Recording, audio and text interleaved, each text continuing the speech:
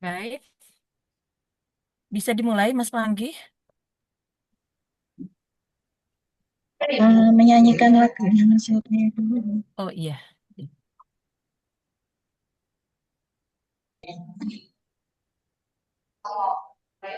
Oh iya, sebentar. Disconnect, Bu.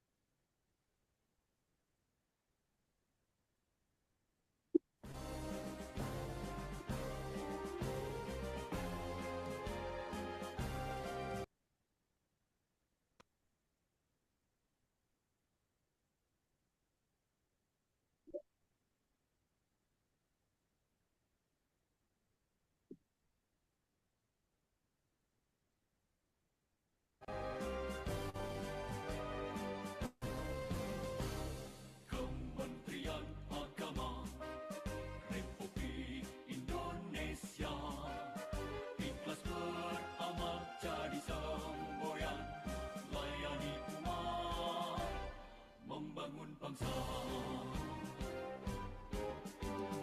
Berkhidmat untuk umat dalam keberagaman, bersatu padu bergerak dan berkarya, wujudkan negeri yang damai.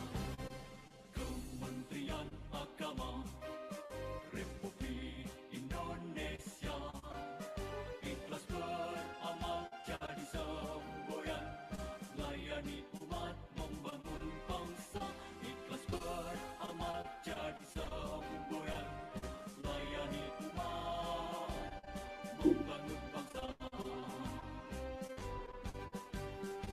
Berkhidmat untuk umat dalam keberagaman, bersatu padu bergerak dan berkarya, wujudkan negeri yang damai.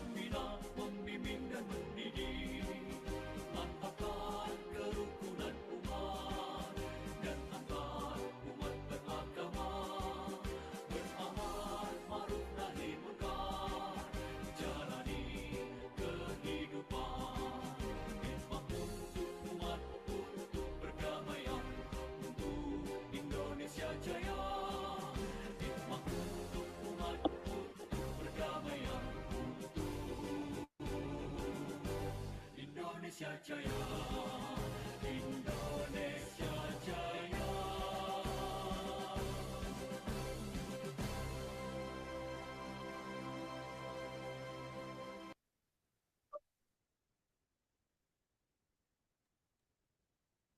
Baik, terima kasih Bapak Ibu. Assalamualaikum warahmatullahi wabarakatuh. Waalaikumsalam warahmatullahi wabarakatuh. Sehat semuanya ya, Bapak Ibu, Bu Nurul, Mbak Ina selaku panitia. Baik, Bapak Ibu, setelah hari kemarin Zoom-nya di sore hari, untuk kali ini mulai ke setelan pabrik ya. Zoom-nya mulai pagi hari sampai sore. Tetap semangat ya Bapak Ibu untuk mengikuti rangkaian Latsar kali ini. Terus untuk pagi ini narasumber kita masih sama pada hari Jumat, yaitu Ibunda Nurul Kamilati, Ibu Dr. Nurul Kamilati, yang akan menyampaikan materi masih di agenda 2, yaitu nilai-nilai dasar PNS. Ya, betul, Mas. Baik, untuk mempersingkat waktu, karena nanti masih ada banyak sekali rangkaian.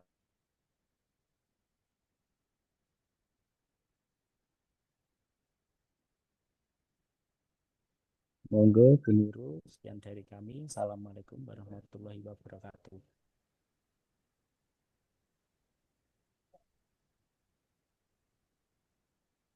Recording in progress.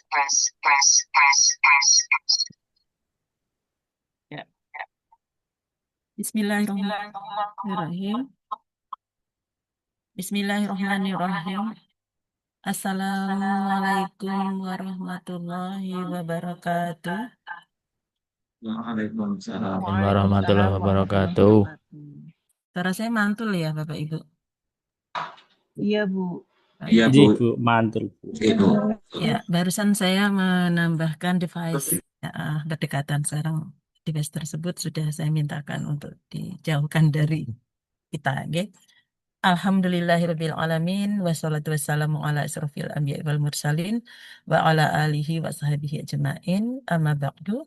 Rabbi shrah li sadri wa yassir li amri wahlul 'uqdatam min lisani yafqahu qawli. Amin amin ya rabbal alamin. Terima kasih kepada segenap panitia. Ada Bapak Sahrul, ada Ibu Ina, ada Mas Panggi, serta segenap peserta pelatihan dasar angkatan 9, kelompok 1, 2, 3, 4 ya.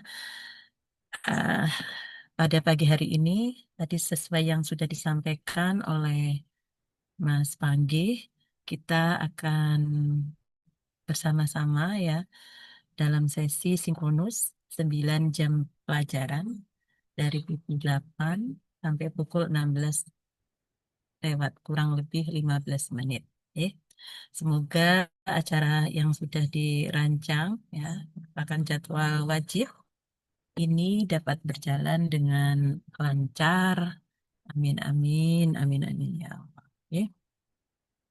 Selanjutnya Ibu dan Bapak peserta, tadi sudah kita membaca doa bersama, nggih? Sudah. Mari kita buka untuk yang beragama Islam.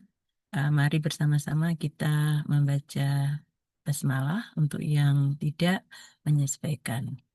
Bismillahirrahmanirrahim. Bismillahirrahmanirrahim. Nah, rangkaian acara kita itu hari ini seperti apa, para peserta?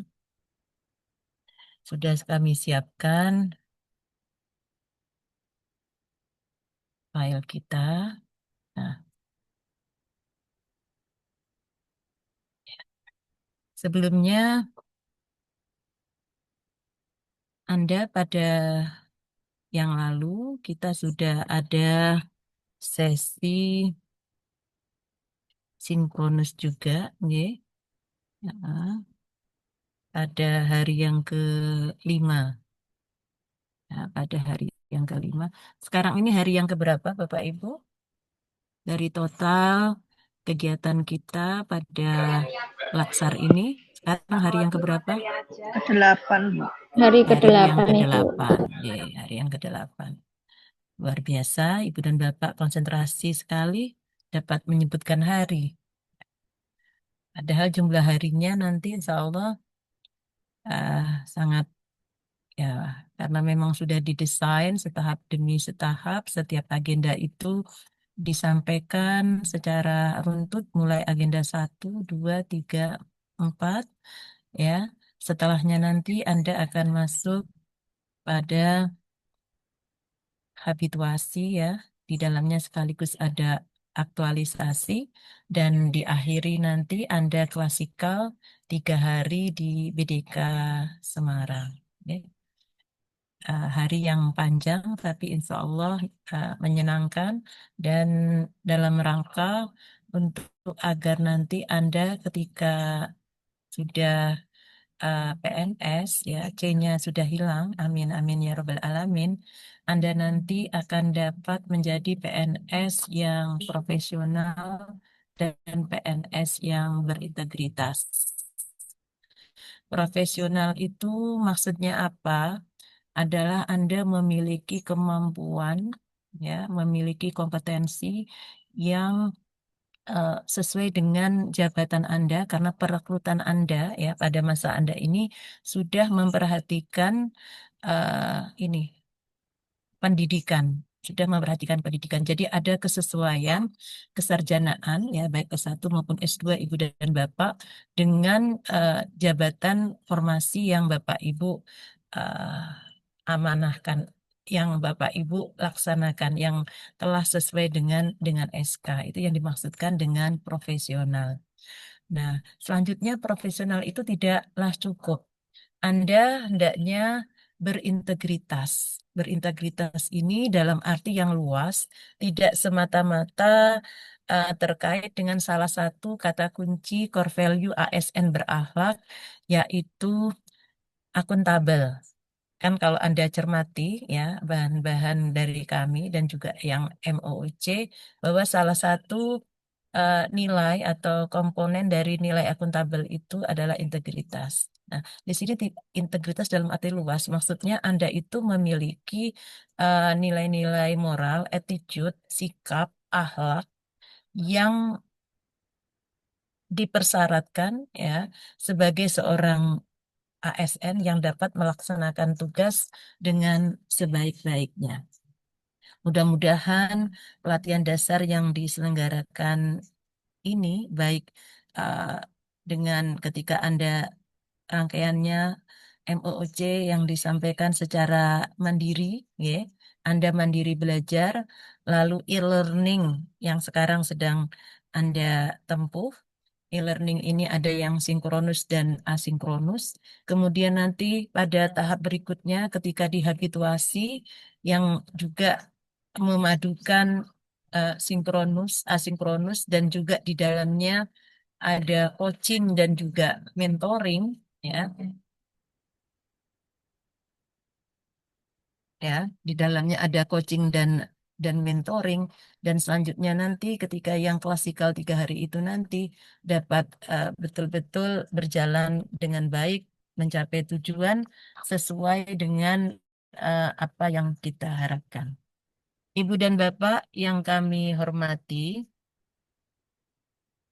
ini saya berada di suatu tempat yang dekat jalan raya, Bapak Ibu.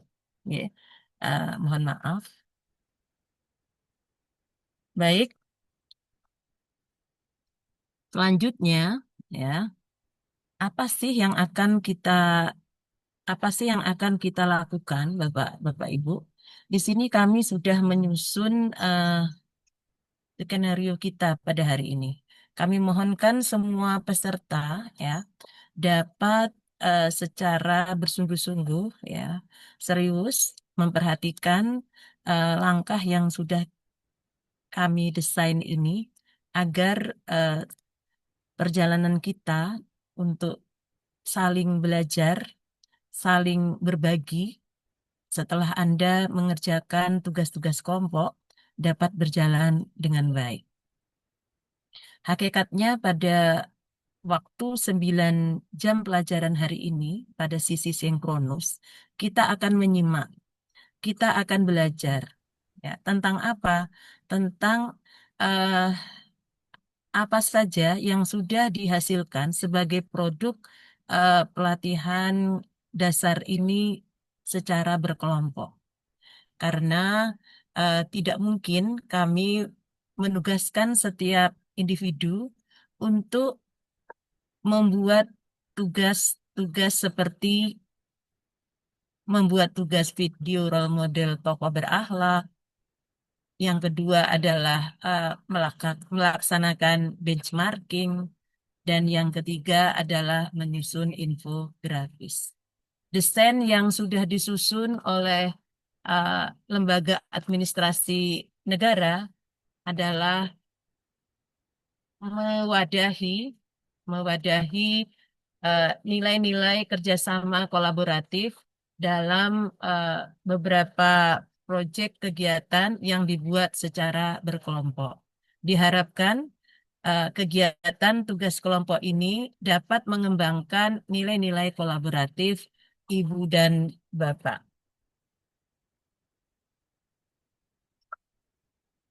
Baik, Bapak Ibu yang kami hormati,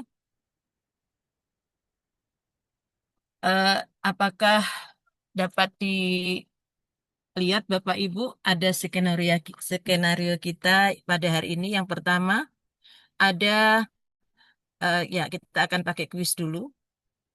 Kuis Bapak Ibu. Kuis ini bertujuan untuk ya persepsi pemahaman Ibu dan Bapak terhadap kata kunci dan juga kode etik dari masing-masing nilai yang terdapat pada core value berakhlak. Yang kedua, ya ini kita akan melaksanakan ya parade. Barusan ini ada parade kereta kuda. Andong Bapak Ibu. Jadi suaranya tadi dengar nggak? Kerjing, kerjing, kerjing. Nah, itu ada parade berapa kereta kuda lewat. Seret. Tapi sekarang sudah nggak ada. Alhamdulillah. Artinya parade itu mereka runtut tanpa ada selingan kendaraan yang lain. Demikian juga parade presentasi ini runtut Bapak Ibu. Seret, runtut, tidak ada selingan kegiatan yang lain selain presentasi dan yang anggota kelompok lain menyimak. Apa itu? Yang pertama adalah parade presentasi tugas kelompok, video role model tokoh berakhlak. Kita ada 4 kelompok. Di dalamnya masing-masing kelompok ada 2 kelompok, A dan B. Nah, sehingga total akan ada 8 kelompok, sehingga nanti ya 15 menit per kelompok itu 2 jam kurang lebih adalah kita belajar ya dari video role model tokoh berakhlak kelompok yang presentasi. Urut-urutannya kelompok 1A ya, kelompok 1B, kelompok 2A, kelompok 2B, 3A, 3B, 4A dan 4B. Bagaimana Bapak Ibu? Bisa dipahami dengan baik?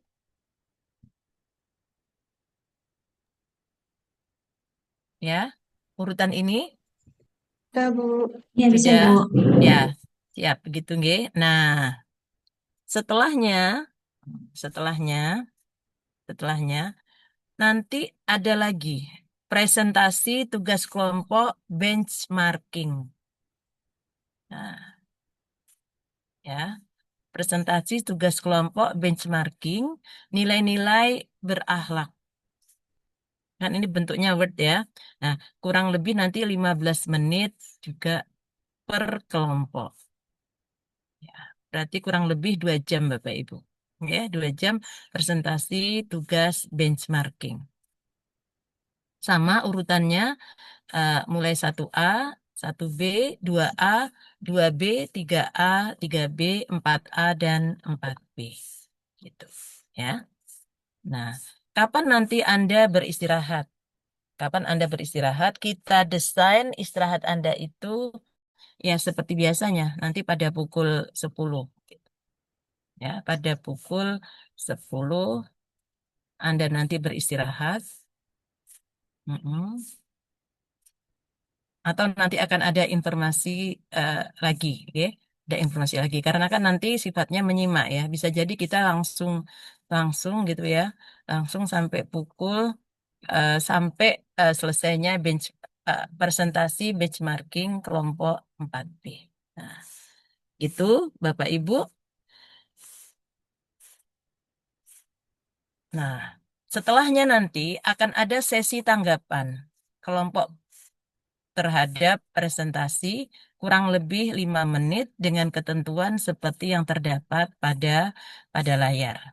Ya, nanti yang presentasi kelompok 1A yang menanggap 4B, 1B, 4A ini silahkan di screenshot. Silahkan di screenshot. Nah, jika waktunya cukup, maka kami akan mempersilahkan ya bagi kelompok lain yang bukan kelompok penanggap untuk memberikan tanggapan. Begitu Bapak Ibu? Ada yang ingin ditanyakan?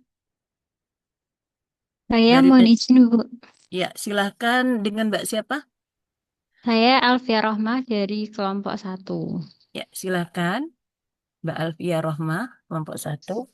Sebelumnya mohon maaf Ibu, dari Ya, kelompok 1 kemarin, eh, mohon maaf kalau saya salah ya Bu. Kemarin kami tidak ada instruksi untuk membagi kelompok menjadi 2 kelompok lagi Bu. Jadi tugas kami hanya masing-masing hanya 1. Video 1, terus benchmarkingnya 1. Bagaimana Ibu? hmm. Itu terjadinya di kelompok 1, nggih. Kalau Iya kelompok Bu. 2, 3, 4, Untuk kelompok 2 dibagi, Bu. Kelompok 4 untuk kelompok jadi 2 4, lagi, Bu. ya 4 dibagi 2. Kelompok 3? Kelompok 3 juga dibagi 2, sudah? Sudah, Bu, Kelompok kelompok 3. kelompok 2? Ya Bu, kelompok 3 sudah dibagi 2. Kelompok 2 juga. Kelompok Jadi 2 sudah dibagi ya, 2. 2. Jadi ini hanya terjadi pada kelompok 1. Nggih. Ya. Bu, maaf sebelumnya. Halo. Halo. Oke. Untuk kelompok 2 yang tokoh itu sepertinya kalau saya tidak salah ingat masih satu kelompok 1, Bu. Kalau yang tokoh, yang tapi kalau untuk benchmarking sudah dibagi 2. Ya. Baik, Bapak Ibu. Untuk kali ini presentasinya untuk satu kelompok 1 tidak apa, sehingga nanti setelah presentasi kelompok 1 ya ditanggapi oleh kelompok itu kita bagi gitu nggih.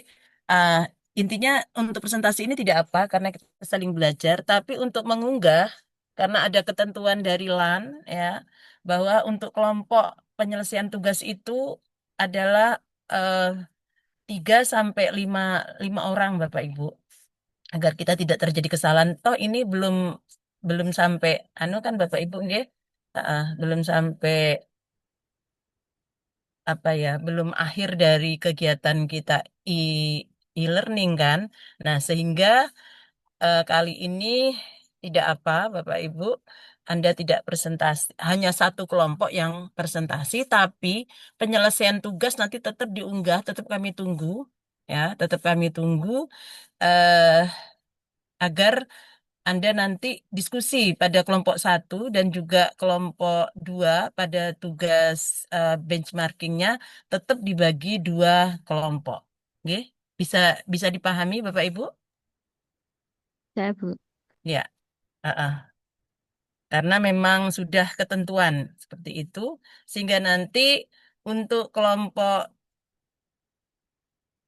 1 ya, untuk presentasi kelompok 1 nanti yang menanggapi kelompok 4A dan 4B.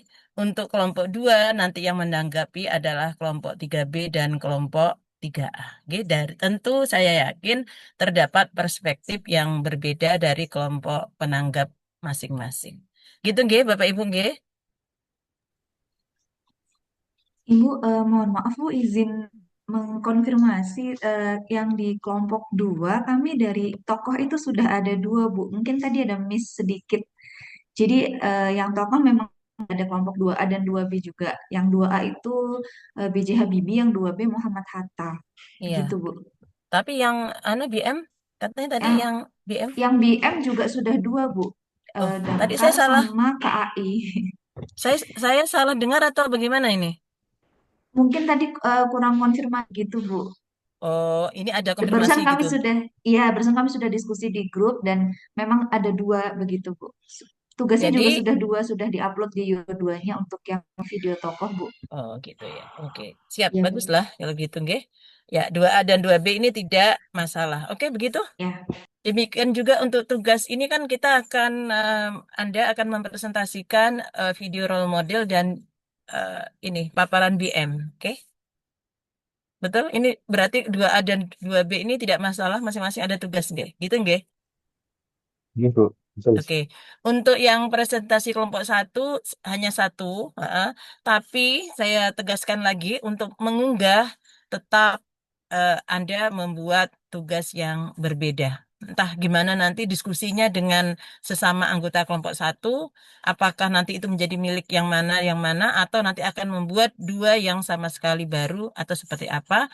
Intinya kami fasilitator mengikuti panduan Latsar ya 2025 bahwa setiap kelompok dalam penyelesaian tugas terdiri atas 3 sampai 5 orang. Oke? Bisa dipahami Bapak Ibu? bisa, Bu. Oke. Bisa, Bu. Baik. Bisa Ibu. Kalau demikian kita akan lanjut ya. Kita akan lanjut. Ya, selanjutnya nanti ada tanggapan dan penguatan fasilitator. Ya, saya akan segera menyesuaikan. Lalu diskusi tanya jawab kesimpulan dan diakhiri dengan penutup. Nah, oke. Baik Bapak Ibu yang kami hormati, sekarang kita akan ke tadi yang saya sampaikan adalah tes kita ya. Kuis kita. Kuis kita itu seperti apa? Saya akan copy alamatnya pada nih Bapak Ibu.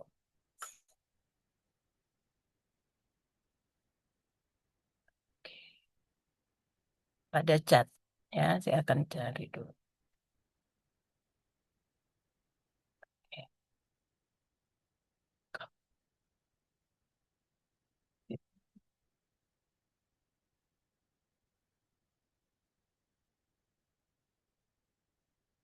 Izinkan stop share.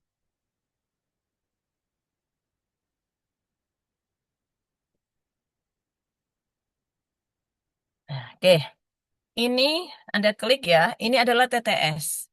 Nah, tadi saya kan sudah ngerjakan untuk diri saya sendiri. Nanti gimana Anda mengirimkannya? Nanti Anda mengirimkan di chat dalam bentuk screenshot.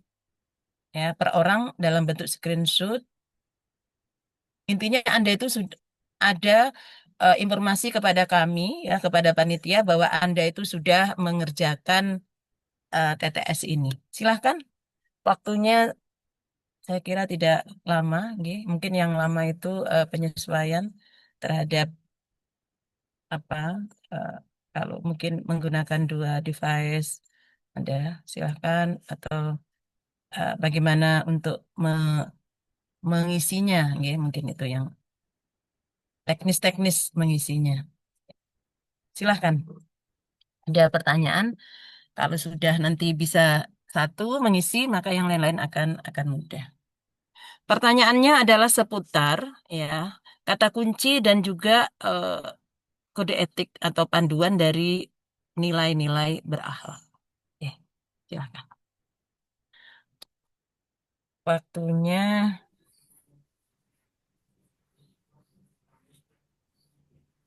Bu Nurul, ya. Bagaimana? ini nuwun sewu isinya persepsi agenda 1, 2, 3 betul nggak? Google Form, Bu. Iya, Google Form. Sebentar. Iya itu. Oh, berarti back Bapak Ibu back. Di disilang. Matikan aja. Maaf. Bentar Bapak Ibu. Tadi saya ya.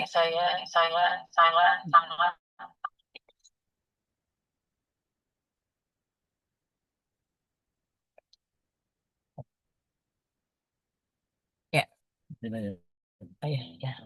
Ya, maaf Bapak Ibu, saya akan kembali lagi.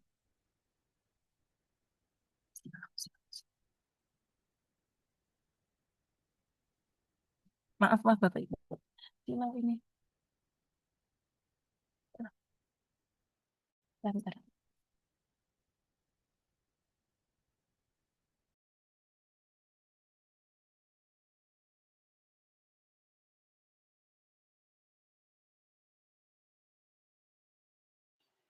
Mohon maaf, Bu Nurul bertanya.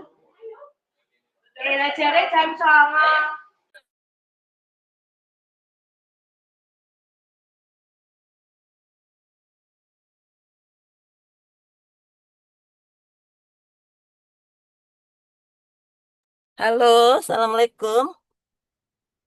Ya, Bu maaf. Nurul, maaf, ini Silau sekali pertanyaannya. Bu, Bapak sebentar.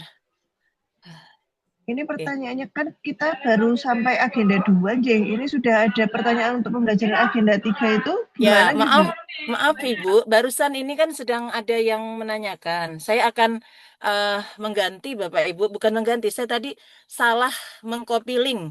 Oke, saya akan melakukan dulu sebentar. Saya akan membuka, oke. Saya akan membuka, yaitu di sini, Pak Ibu. Tadi saya salah, karena silau sekali ya, silau banget. Tadi sebelumnya sudah ada yang menanyakan itu, sudah kami respon bahwa kami akan mengganti Bapak Ibu, sebentar. Yaitu ini.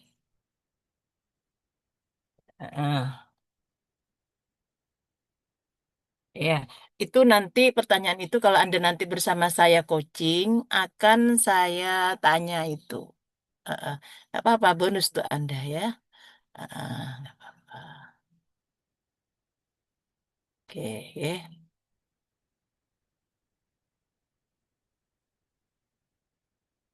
Oke. Nah, silahkan Bapak Ibu, ini tadi yang kami sampaikan masalah teknis betul-betul terjadi. Ya. Saya delete aja yang atas tadi. Oke, nah silakan. Sudah benar sekarang Bapak Ibu?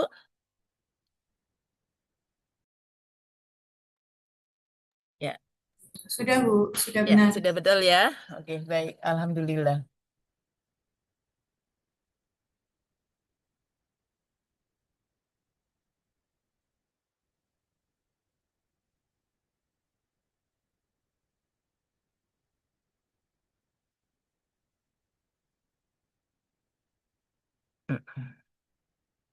Sekarang saya sudah lebih baik ini Bapak Ibu, sudah berada pada tempat yang relatif lebih nyaman. Ya.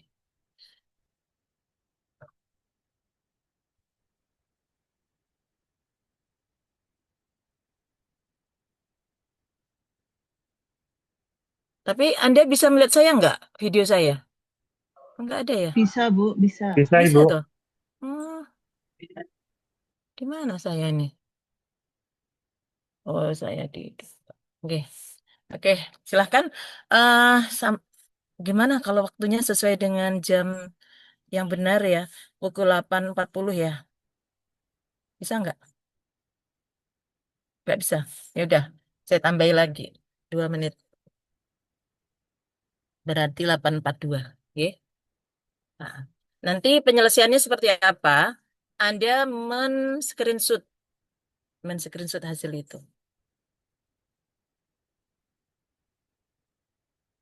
Saya sudah mencoba tadi itu share kok jadinya kosong ya tetap ya.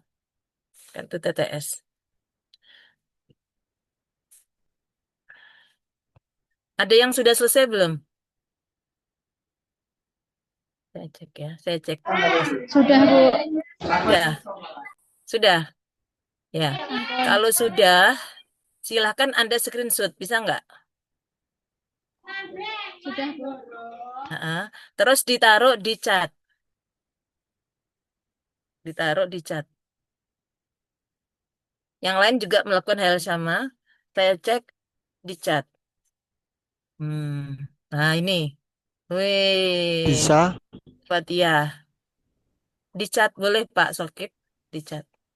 Tapi ini masih ngeluar-ngeluar. Wih. Bisa semua ya kayaknya ya. Nggak ada kalimat yang atau kata-kata yang nggak sesuai menurun dan naiknya. Menurun dan mendatarnya. Izin saya membuka salah satu ya. Kita tunggu dulu, kita pastikan semua sudah masuk. Wow, Pak Syarif kasih bintang. Oke. Oke. Biar sama Mas Panggih di checklist gitu. Oke, 40 loh bakalnya. Ada yang mengalami kesulitan untuk mengerjakan? Ada yang mengalami kesulitan tidak? Bapak Ibu? Tidak, Bu. Enggak ya? Hanya teknis tadi ya. Monggo Mas Ragil, share file in the meeting. Anda mau share? Oke. Sudah berapa orang ini?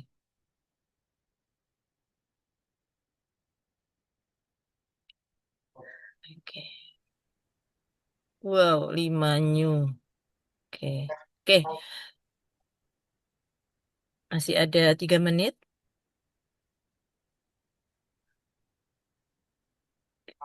Ya. Oh iya, sudah ada ketentuan ya dari panitia ini bagus. Yang di depan itu 2 angka adalah nomor angkatan, lalu Anda underscore gitu nggih, underscore atau tanda hubung ya tentuannya. Itu nomor kelompok ya 1 digit, lalu underscore atau tanda hubung nama Anda, nggih. Saya kira ini rapi jadinya. Oke.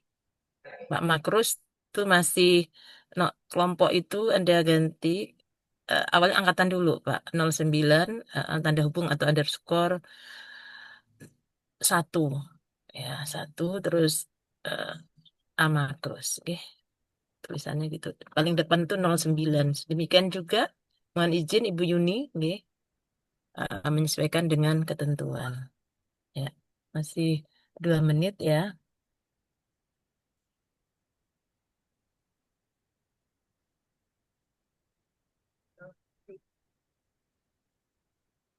Oke. Dari yang sudah Anda kerjakan ini, Anda mengalami kesulitan tidak? Kita sambil menunggu teman-teman yang lain, ini masih 1 menit. Anda mengalami kesulitan tidak? Gimana Ibu, Bapak? Cara mengerjakannya supaya cepat itu gimana? Dilihat kata kuncinya, Bu. Lihat kata kunci, terus Anda, betul, dan Anda cek nilai-nilai dari berakhlak itu apa saja gitu kan? Sudah Anda atur gitu kan? Ada berorientasi pelayanan, ada akuntabel gitu toh, ada kompeten, harmonis, loyal, ya, adaptasi dan adaptif dan yang terakhir adalah kolaboratif. Sudah ada tata, lalu Anda mencari kata kunci ataupun pedoman tingkah lakunya, gitu deh.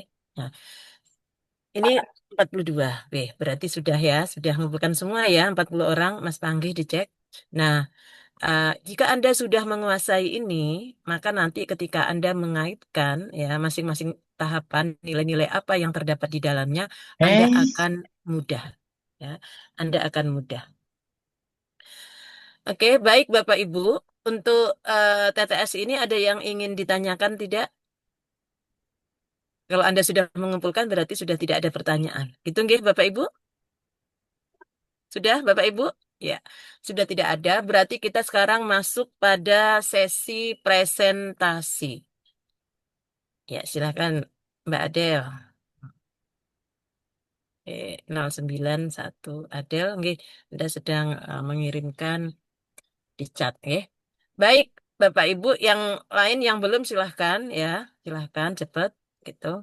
Karena kita akan masuk pada sesi berikutnya, yaitu presentasi profil atau model ya tokoh ASN berakhlak, di mana tokoh ini adalah tokoh yang siapapun dia ya levelnya internasional, nasional ataupun dalam lingkup keseharian di tempat kerja Anda itu bisa aja ya, bisa aja Anda tampilkan.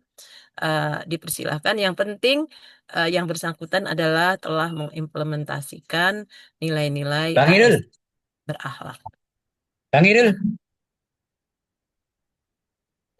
Mohon ya Anda tetap selalu kita komitmen ya terhadap ketentuan bahwa satu selalu open kamera, kedua menggunakan background, tiga Anda ketika tidak berbicara Anda selalu mute.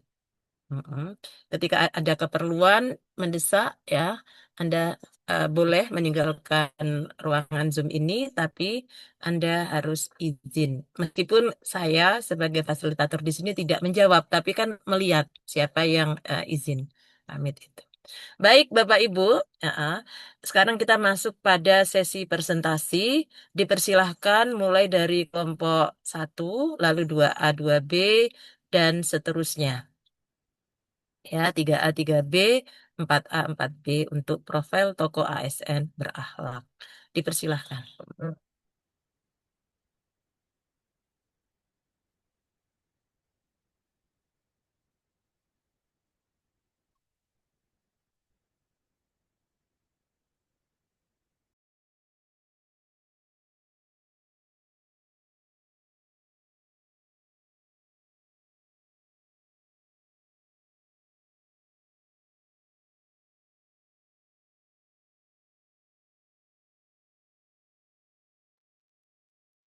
Live screen dulu.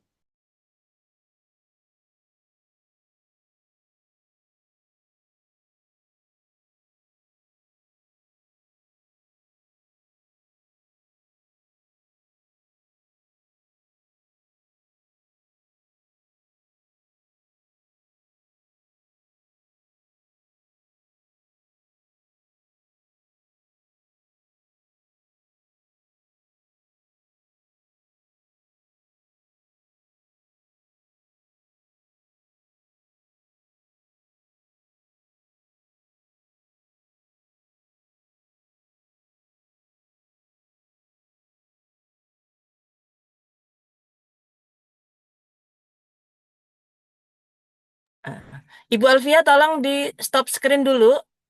Kami belum bisa mendengarkan suara. Yang lain mendengarkan suara tidak? Belum, Bu, belum. Nah, tolong Ibu, Belum, belum. Bu. Tolong Ibu Alfia, tolong di stop screen dulu. Kita akan mulai lagi, share lagi. Stop screen dulu. Mana Ibu Alfia? Ini. Stop screen. Oke. Udah. Sekarang Anda klik share. Pelan-pelan. Klik share. Anda klik apa yang akan Anda tapi Anda belum klik, tidak klik share lagi ya. Anda klik di kanan itu ada share sound, share sound. Jangan lupa itu di centang. Di bawah kotak share option ada share sound. Betul Pak Ibu? Betul Ibu Alfia? Ya, Bu. Nah, silahkan Anda ulangi seperti itu. Baru ke filenya. cendekiawan, dan pemimpin spiritual yang Ya, senantiasa bagus. menebar Bagus, Bu. keteladanan melalui Oke. akhlak dan tindakan nyata. Profesor Dr. Kiai Haji Nasaruddin Umar, MA. Profesor Dr. Haji Nasaruddin Umar, MA, nama yang tak asing dalam kancah intelektual dan keagamaan Indonesia. Seorang ulama, akademisi, dan pemikir yang lahir di Ujung Bone, Sulawesi Selatan pada tanggal 23 Juni 1950. Dedikasinya pada ilmu pengetahuan dan toleransi agama tak didahulukan lagi. Sebelum menjabat Menteri Agama, beliau mengikuti sebagai imam besar Masjid Istiqlal dan wakil menteri. Kiprahnya selalu mengedepankan moderasi agama. Berkomitmen meningkatkan kualitas pendidikan keagamaan, memperkuat kerukunan umat, serta membangun pelayanan haji yang lebih baik. Yang pertama, berorientasi pada pelayanan. Bapak Menteri Agama, Profesor Dr. Kiai Haji Nasaruddin Umar, menunjukkan nilai berorientasi pada pelayanan melalui komitmennya yang tinggi dalam melayani umat dengan pendekatan yang inklusif, responsif, dan moderat. Ia memprioritaskan kepentingan masyarakat dalam setiap kebijakan, mendorong digitalisasi layanan keagamaan, serta menjadikan Masjid Istiqlal sebagai pusat pelayanan umat lintas agama. Sikap terbukanya terhadap dialog dan masukan publik mencerminkan dedikasinya dalam memberikan pelayanan yang berkualitas dan menjangkau semua lapisan masyarakat. Bapak Nasaruddin Umar dalam sikap akuntabelnya dengan berusaha membangun sistem birokrasi yang tepat, terutama dalam pengelolaan anggaran Kementerian Agama. Beliau mendorong penguatan budaya kerja yang bersih dari praktik korupsi dan nepotisme. Dan dalam keteladanan pribadi beliau, menunjukkan sikap rendah hati dan tidak otoriter, yang mencerminkan nilai-nilai keislaman yang moderat, toleran, dan berorientasi pada kemaslahatan umat. Nilai selanjutnya adalah kompeten. Profesor Dr. Kiai Haji Nasaruddin Umar, MA, merupakan guru besar di bidang Al-Quran di UIN Syarif Hidayatullah, Jakarta. Beliau juga menjadi imam besar Masjid Istiqlal, Jakarta. Hal ini menunjukkan kompetensi dan kepakaran beliau sebagai Menteri Agama.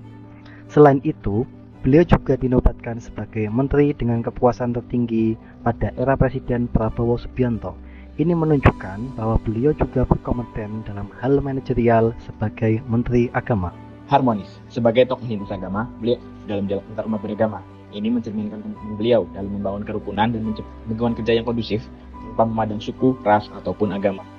Profesor Dr. Kiai Haji Nasaruddin Umar sebagai Menteri Agama menunjukkan loyalitasnya dengan tegas dalam menjalankan tugas dan tanggung jawabnya. Sikap loyalitas Bapak Menteri Agama tercermin dalam tugasnya yang tinggi terhadap tugas dan tanggung jawabnya sebagai Menteri Agama, yang komitmen dalam menjaga kerukunan antar umat beragama, serta kontribusinya dalam membangun bangsa melalui pemahaman agama yang moderat dan inklusif.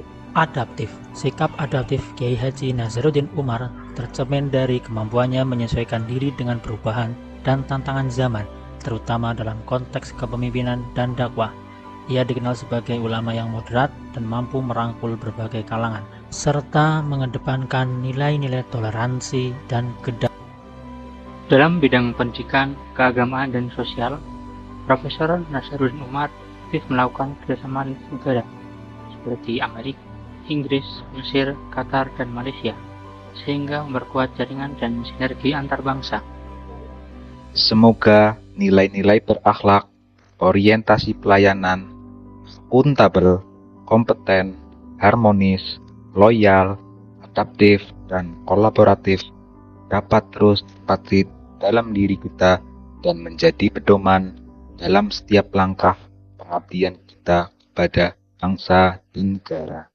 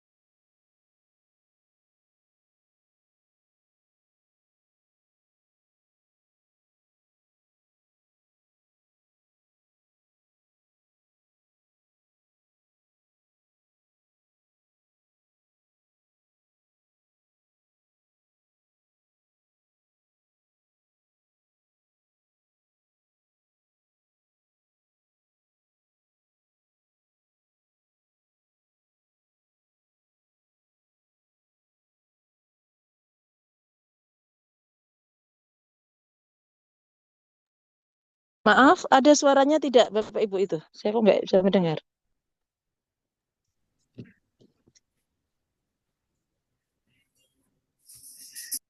Ada, Bu. Tidak ada tadi, Bu. Oh, memang tidak ada. Oh ya udah, memang tidak ada. Tapi kenapa tidak ada? Apa diulang saja jadi tidak mendengar ini? Semua tidak mendengar. Kalau Coba dari masuk. sisi kami mendengar Ibu Kalau suara dari tadi saya video. mendengar Bu, suara dan videonya Bu. Dari saya mendengar. Tapi teman-teman yang lain mendengar. Kedengaran Ibu. Kedengaran, Bu. Kedengaran Oh, dengar Bu. Kalau yang video tadi dengar, Bu. Terdengar, Bu. Oke, mohon maaf Bu. Ya, silakan lanjut.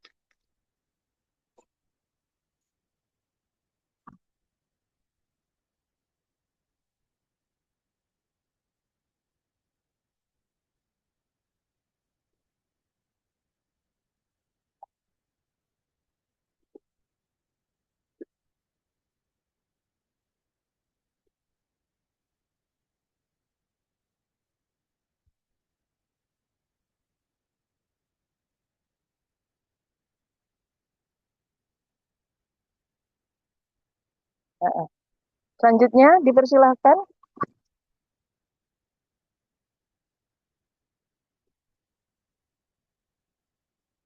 Kelompok 2. Ini masuk kelompok 1 tidak? Halo Bapak Ibu. Ibu. Sekarang yang presentasi kelompok berapa Ibu? Kelompok 2 Bu, selanjutnya. Tapi kok tidak nampak Bapak Ibu? Mohon izin ya, saya bertanya. Sekarang nampak itu? Belum, Bu. Oh, memang Belum belum. Bu. Memang Oke, belum oke. kayaknya. Oke. Belum, Oke, Bu. alhamdulillah kalau belum. Ya, oke baik. Lanjut ya. Mohon maaf Bu, ini mau langsung ditanggapi atau langsung ke video kelompok 2 ya Bu? Ya. Untuk video kelompok 2 tadi ada apa? Semuanya memang mendengar sampai finish tadi? Baru kelompok 1 Ibu tadi yang presentasi. Yang kelompok 1 tadi sampai finish? Sampai selesai Bu. Semuanya bisa mendengar tadi? Bisa kalau yang Bisa, kelompok Bu. 1 Ibu. Bisa, Bu. Bisa Bu. Coba diperdengarkan lagi coba. Ya. Diperdengarkan lagi. Siap Bu. Terima kasih.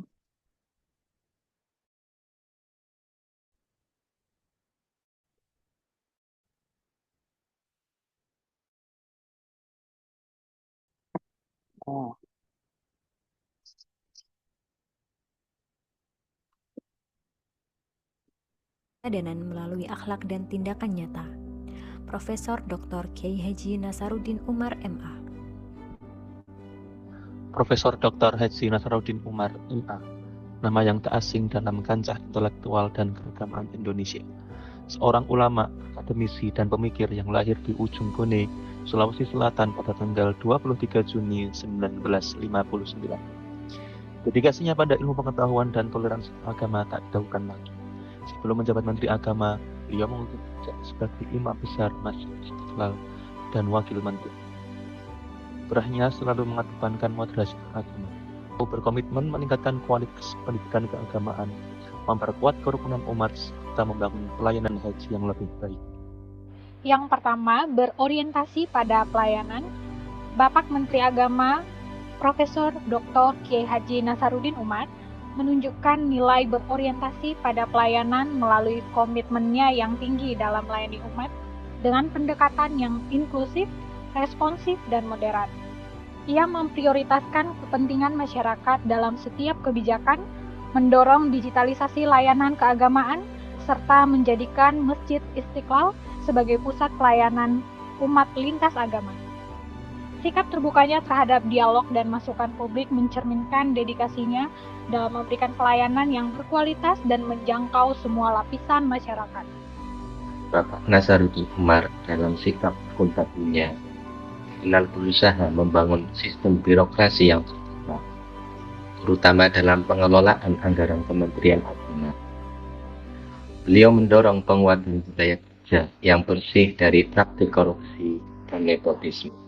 Dan dalam keteladanan pribadi beliau, menunjukkan sikap rendah hati dan tidak otoriter, yang mencerminkan nilai-nilai keislaman yang moderat, toleran, dan berorientasi pada kemaslahatan umat.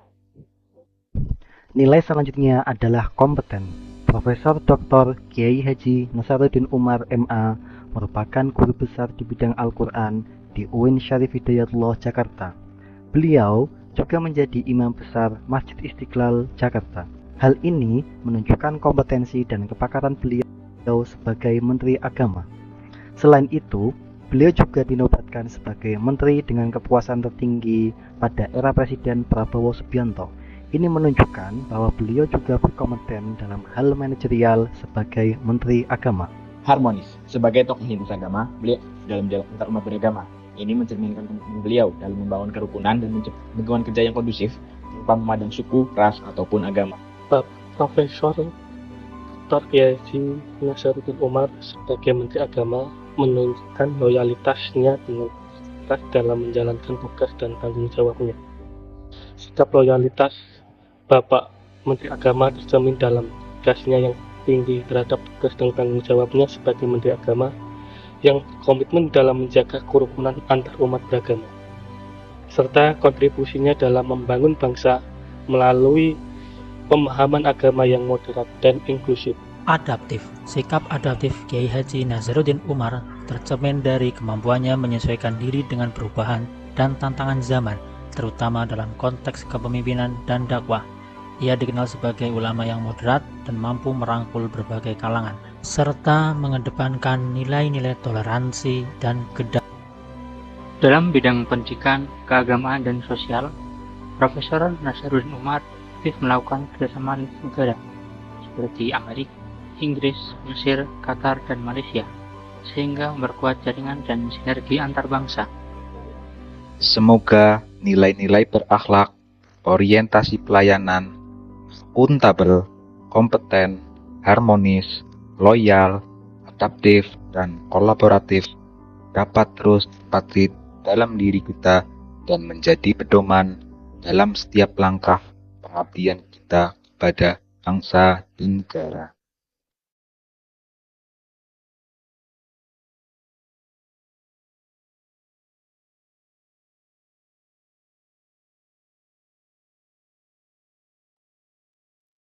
Dengar nggak Ibu?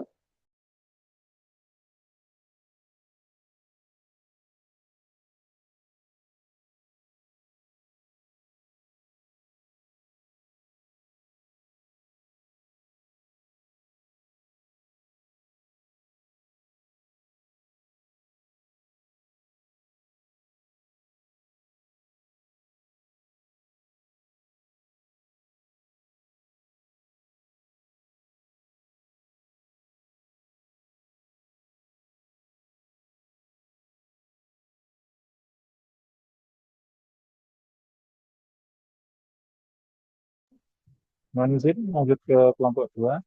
Kelompok 2 untuk menampilkan video kelompoknya.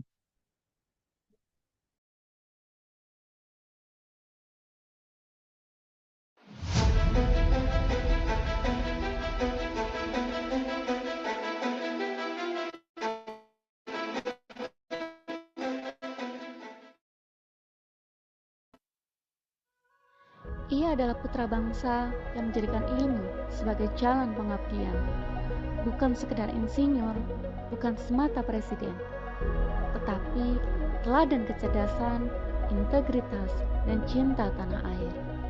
Dialah Baharuddin Yusuf Habibie. Lahir di Parepare 25 Juni 1936. Habibie menempuh pendidikan teknik penerbangan di Jerman. Di usia muda, ia telah menunjukkan cemerlangan akademik luar biasa. Ia menyelesaikan studinya dengan predikat cum laude dan menjadi pelopor dalam rekayasa pesawat terbang. Sebagai ilmuwan, Habibie tidak hanya membangun teknologi, tapi juga membangun harapan bangsa Indonesia. Ia merancang pesawat N250 seperti sebutan Indonesia dalam industri dirgantara. Visi dan ilmunya diabdikan demi kemajuan negeri ini. Pada tahun 1998, tengah gejolak politik, Habibie menjabat sebagai Presiden Republik Indonesia ke-7. Dalam waktu singkat, ia meletakkan dasar reformasi demokrasi, pembebasan pers, pembebasan tahanan politik, dan mengembalikan kepercayaan kepada Meski dikenal sebagai teknokrat dan pemimpin besar, Habibie menjalani hidup dengan sederhana. Ia mencintai keluarganya sepenuh hati dan tetap rendah hati dalam setiap langkah. Baginya, kekuasaan adalah amanah untuk melayani. Bapak Habibie yang mendorong generasi muda untuk berkontribusi. Ia percaya masa depan Indonesia ada di tangan anak-anak muda, mencintai ilmu, berakhlak, dan berani berkarya. Hingga akhir hayat, Habibie terus menginspirasi. Dalam pemikirannya, kita temukan perpaduan antara iman, ilmu, dan nasionalisme. Ia adalah cermin ASN sejati, kompeten, loyal, dan penuh dedikasi. Bapak Habibie mengimplementasikan sikap berorientasi pada pelayanan dengan cara mendedikasikan pengetahuannya untuk kemajuan Indonesia. Saat menjadi presiden dan menjadi Menteri Riset dan Teknologi, beliau fokus membangun industri strategis demi kepentingan rakyat, seperti pesawat N250 buatan anak bangsa. B.J. Habibie adalah sosok yang mengimplementasikan sikap akuntabel. Dalam jabatannya yang singkat, sebagai presiden, ia mengambil langkah tegas dan transparan, seperti membuka ruang kebebasan pers dan demonstrasi. Ia juga mempertanggungjawabkan pelaksanaan reformasi politik yang ia jalankan. Habibie adalah simbol kejayaan anak bangsa di bidang teknologi. Ia menyelesaikan pendidikan teknik penerbangan di Jerman dengan predikat cum laude dan memiliki lebih dari 40 paten pesawat terbang. Habibie dikenal sebagai sosok yang menjunjung tinggi nilai kekeluargaan dan keberagaman. Hubungannya dengan berbagai kelompok masyarakat dan juga tokoh lintas agama selalu dia jaga secara santun. Loyalitas B.J. Habibie tidak perlu diragukan lagi. Meskipun telah sukses di luar negeri, ia memilih kembali ke Indonesia untuk mengabdi, bahkan ketika pengabdiannya beresiko. Habibie setia pada Indonesia hingga akhir hayatnya. Bapak Habibie bersikap adaptif. Beliau mampu menyesuaikan diri dalam berbagai kondisi, dari ilmuwan dunia menjadi pejabat publik, lalu presiden di masa transisi yang sangat sulit. Ia cepat menyesuaikan kebijakan dengan perubahan situasi politik dan sosial. B.J. Habibie adalah sosok yang mengimplementasikan sikap kolaboratif. Dalam membangun industri strategis, ia menggandeng berbagai elemen, seperti ilmuwan, teknokrat, militer, maupun swasta. Ia juga membentuk ekosistem kerjasama, baik nasional maupun internasional untuk kemajuan teknologi Indonesia.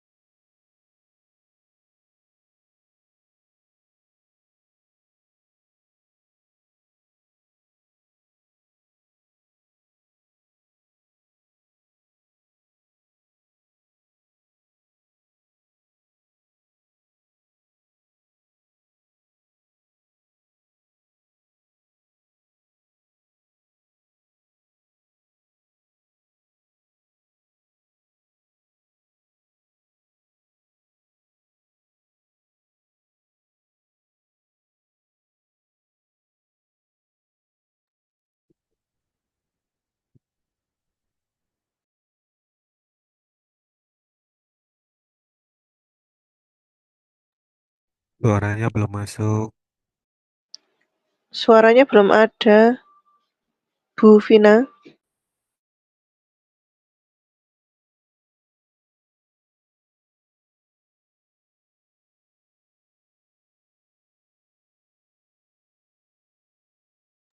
Mohon maaf sebentar, saya ulangi lagi nggih.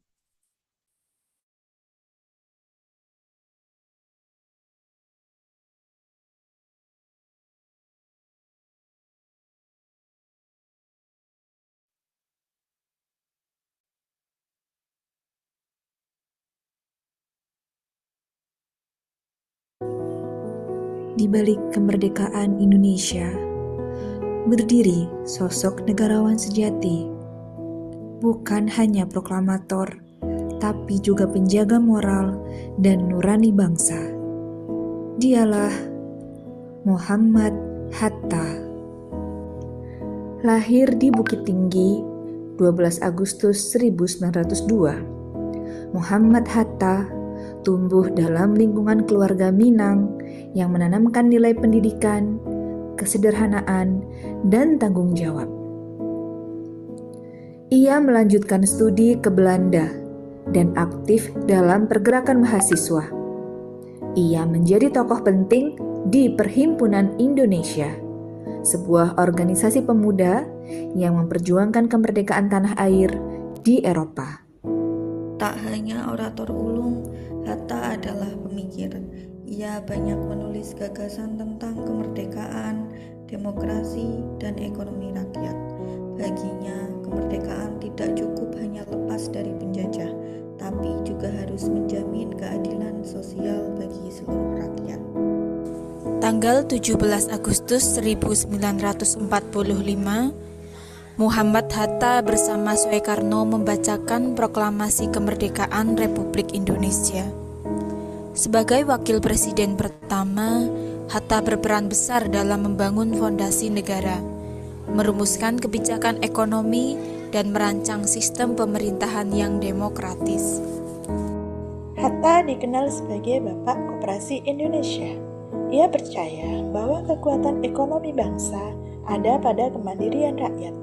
Koperasi bukan sekedar wadah dagang, tapi juga bentuk solidaritas dan keadilan sosial.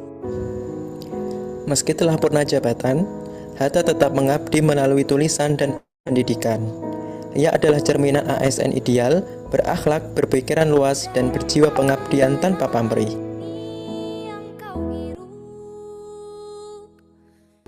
Hujan di mana kini yang kau peluk, dimanapun kau kini.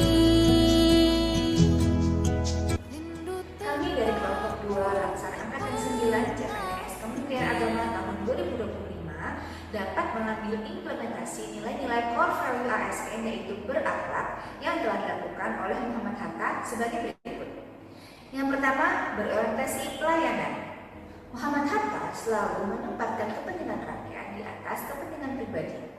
Sebagai wakil presiden, beliau dikenal sangat peduli terhadap kesejahteraan masyarakat kecil dan memperjuangkan ekonomi kerakyatan. Beliau juga menolak segala bentuk kemewahan dan beliau memilih untuk hidup sederhana agar bisa lebih dekat dengan rakyat. Akuntabel. Integritas Hatta tercermin dari sikapnya yang tegas dan bersih dalam pengelolaan keuangan negara. Ia tidak pernah menyalahgunakan jabatan untuk kepentingan pribadinya. Bahkan saat menjabat, ia membayar sendiri kebutuhan pribadinya dan tidak mencampur dengan anggaran negara. Nilai selanjutnya adalah kompeten. Hatta adalah seorang intelektual sejati. Ia menempuh pendidikan di Belanda dan menguasai banyak bidang termasuk bidang ekonomi. Gagasannya mengenai koperasi yang adil dan berkeadaban merupakan warisan yang sangat penting bagi bangsa Indonesia. Loyal. Kesetiaan Hatta terhadap bangsa dan negara tidak perlu diragukan lagi.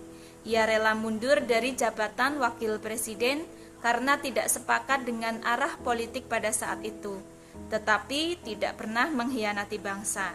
Muhammad Hatta tetap berkontribusi sebagai negarawan dan pendidik. Hatta mampu beradaptasi dalam berbagai situasi, mulai dari perjuangan kemerdekaan di era kolonial hingga membangun dasar-dasar ekonomi negara pasca kemerdekaan. Ia juga aktif menulis dan menyebarkan gagasan progresif melalui berbagai media. Kolaboratif. Dalam memperjuangkan kemerdekaan Indonesia, Hatta menjalin kerjasama lintas tokoh dan organisasi baik di dalam maupun di luar negeri. Ia bekerja bersama para tokoh nasionalis, ulama, pemuda, dan kelompok pergerakan lainnya untuk mencapai kemerdekaan Indonesia.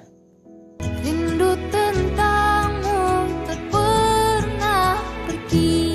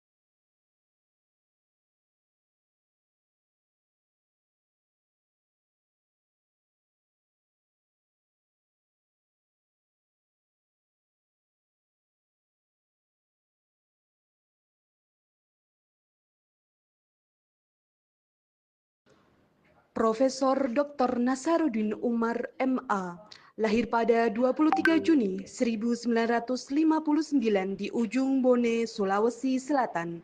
Bapak Nasaruddin Umar dikenal sebagai tokoh Islam berpengaruh, baik di dalam maupun di luar negeri. Bapak Nasaruddin Umar adalah Imam Besar Masjid Istiqlal sejak tahun 2016 dan pernah menjabat sebagai Wakil Menteri Agama. Lahir di Ujung Bone, Sulawesi Selatan, Bapak Nasaruddin mengenyam pendidikan tinggi hingga S3, termasuk di Kanada dan Universitas Leiden, Belanda. Sebagai cendekiawan dan tokoh lintas agama, Bapak Nasaruddin aktif memajukan dialog antar umat beragama.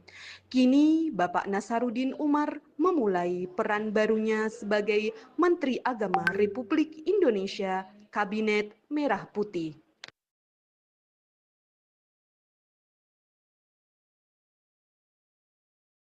Profesor Dr. Nasaruddin Umar adalah seorang ulama, akademisi, dan tokoh nasional yang dikenal luas karena pemikirannya yang moderat, toleran, dan menjunjung tinggi nilai-nilai keislaman dan rahmatan lil alamin.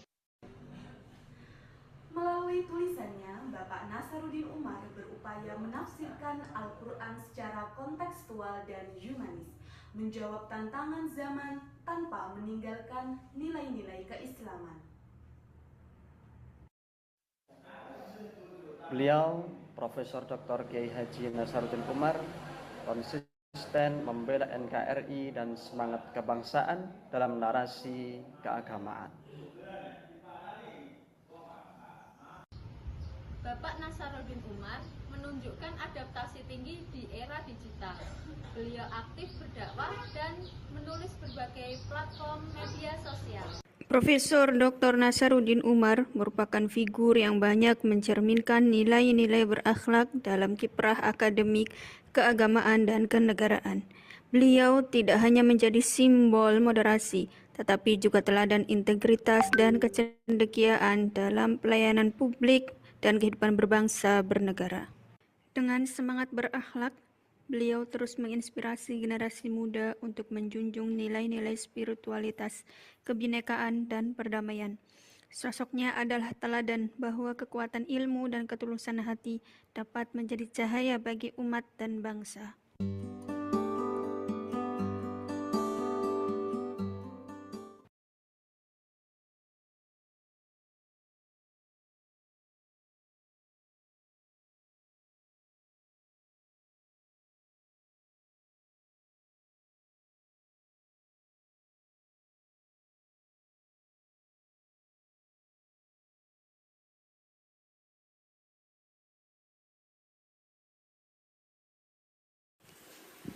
Dalam sejarah intelektual Islam Indonesia, nama Profesor Dr. Haji Nasaruddin Umar menjadi simbol pemikiran moderat, keberagaman, dan perjuangan tanpa lelah untuk mencerdaskan umat. Lahir di Boni, Sulawesi Selatan pada tanggal 15 Juni 1959, Profesor Kiai Haji Nasaruddin Umar tumbuh dari keluarga yang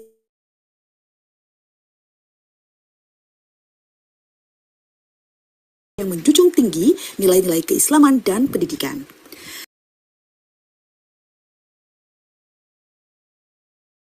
Dan cinta pada ilmu yang membawanya menempuh pendidikan tinggi Hidayatullah Jakarta dan melanjutkan studi di berbagai lembaga ternama dunia termasuk Oxford University dan McGill University. Sebagai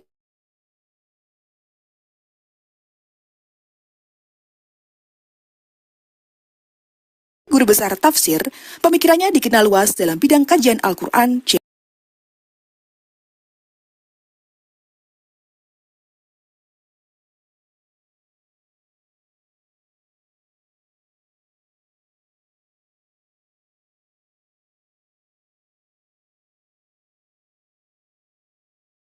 dalam Islam dan moderasi beragama.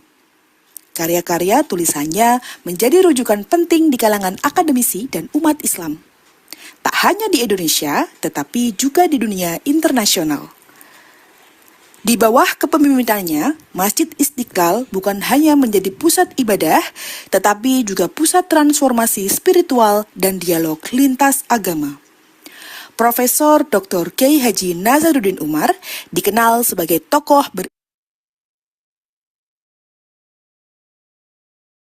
berintegritas, akuntabel, dan penuh kasih dalam penyampaian ajaran Islam.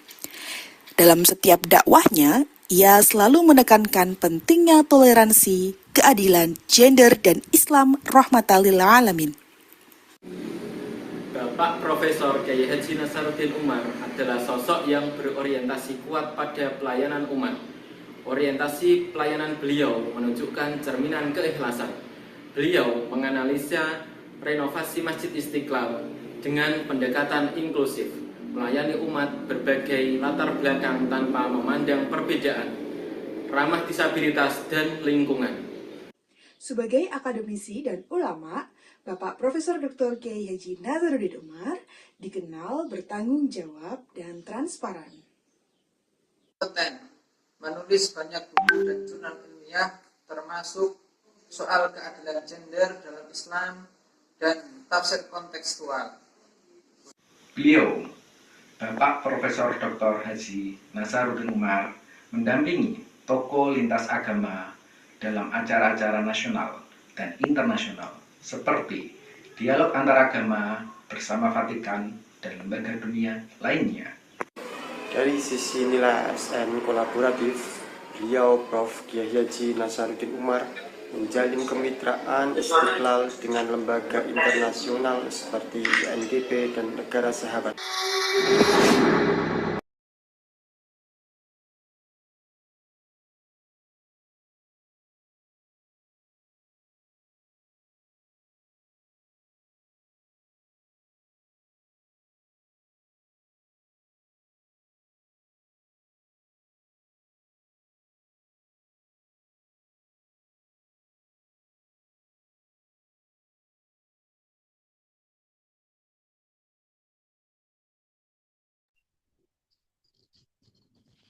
Wahyu belum ada suaranya.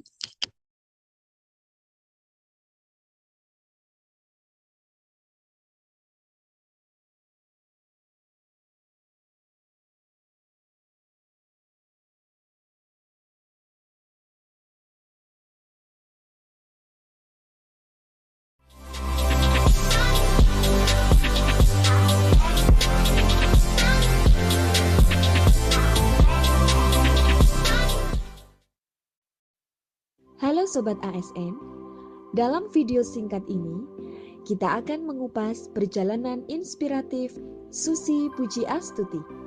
Sosok yang menunjukkan bahwa nilai-nilai berakhlak bisa diwujudkan tanpa batas. Dari keberanian melayani rakyat hingga kolaborasi menjaga Laut Indonesia. Mari kita simak keteladanan yang patut kita contoh sebagai insan ASN. Susi Pujiastuti lahir di Pangandaran 15 Januari 1965. Ia tidak tamat SMA, tapi semangat belajarnya tak pernah padam. Sejak muda, ia menunjukkan nilai kompeten dengan memulai usaha jual beli ikan secara mandiri hingga ekspor ke luar negeri. Ia mendirikan PT ASI Pujiastuti Marine Product dan maskapai Susi Air untuk membantu pengiriman hasil laut. Saat tsunami Aceh, Susi Air menjadi yang pertama membawa bantuan, bukti nyata berorientasi pelayanan dan tanggap terhadap krisis. Tahun 2014, Susi diangkat menjadi Menteri Kelautan dan Perikanan. Ia menjalankan amanah dengan akuntabel, berani, dan transparan dalam menindak kapal pencuri ikan. Kalau mencuri, tenggelamkan, bukan hanya slogan, tapi aksi nyata untuk keadilan laut Indonesia. Susi membawa semangat loyal kepada negara. Ia tidak takut kritik, tidak silau jabatan, dan selalu mengutamakan kepentingan rakyat kecil, khususnya nelayan. Ia dikenal sederhana, tapi tegas dan jujur dalam bersikap. Dalam setiap kebijakan, beliau menunjukkan adaptif, tidak terpaku pada aturan lama jika sudah tidak relevan. Beliau terus belajar dari lapangan, mendengar langsung suara masyarakat pesisir, dan cepat bertindak. Kunci keberhasilannya adalah kolaboratif, mengajak semua pihak, nelayan, TNI Angkatan Laut, masyarakat, bahkan dunia internasional untuk menjaga laut. Susi Pujiastuti membuktikan pendidikan bisa terbatas, tapi nilai hidup dan pengabdian bisa tak terbatas.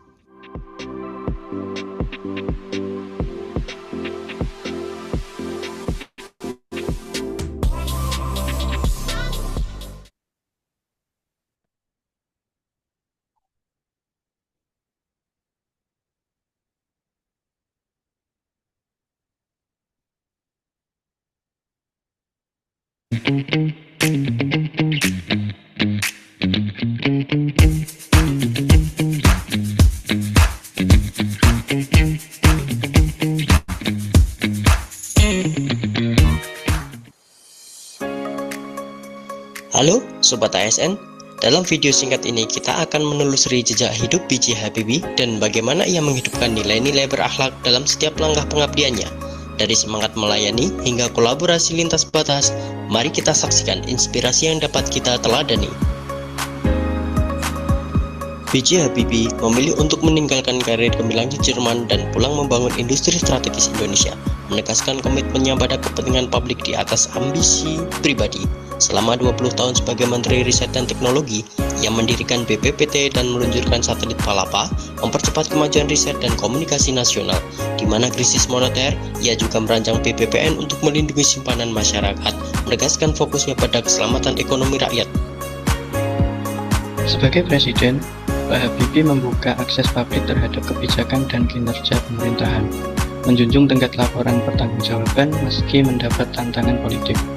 Ia mendukung pembentukan KPU dan lembaga independen lain untuk memastikan proses demokrasi yang jujur dan dapat dipertanggungjawabkan. Sikap transparan ini menegaskan bahwa akuntabilitas adalah landasan pelayanan publik sejati. Pak Habibie meraih gelar doktor, insinyur, summa cum laude dengan predikat IP sempurna, menunjukkan penguasaan ilmu kedirgantaraan yang diakui dunia. Teori crack propagation yang dikembangkannya dikenal sebagai faktor Habibie menjadi rujukan mutlak di industri penerbangan global. Sebagai Ketua Pertama Ikatan Cendekiawan Muslim Indonesia, Habibie memfasilitasi dialog antar ilmuwan, lintas agama, dan budaya, memperkuat toleransi di tengah keberagaman. Ia juga mendukung Undang-Undang Otonomi Daerah untuk meredam konflik sosial dan mendorong kebebasan pers dengan menghapus dui fungsi ABRI, menciptakan ruang publik yang lebih inklusif. Sikapnya ini membuktikan pentingnya keharmonisan dalam menjaga persatuan. Kesetiaan Habibie pada tanah air tercermin saat beliau menolak tawaran industri pesawat di Filipina demi mengabdi penuh untuk kemajuan Indonesia. Loyalitas inilah yang mengokohkan tekadnya untuk selalu bekerja bagi kepentingan nasional. Beliau juga seseorang yang adaptif, dengan cepat menyesuaikan diri dari ilmuwan menjadi pembuat kebijakan, menerbitkan undang-undang presiden, UU partai politik untuk menstabilkan demokrasi. Bapak Habibie menggandeng perusahaan jasa dari Spanyol untuk menciptakan pesawat CN-235, sebuah bukti nyata kolaborasi internasional yang mendorong kemandirian teknologi bangsa. Proyek R80 pun ia inisiasi bersama PT Regio Aviasi Industri dan PT Pollux melalui skema crowdfunding, melibatkan masyarakat dan pelaku usaha dalam pembangunan Dirgantara Nasional.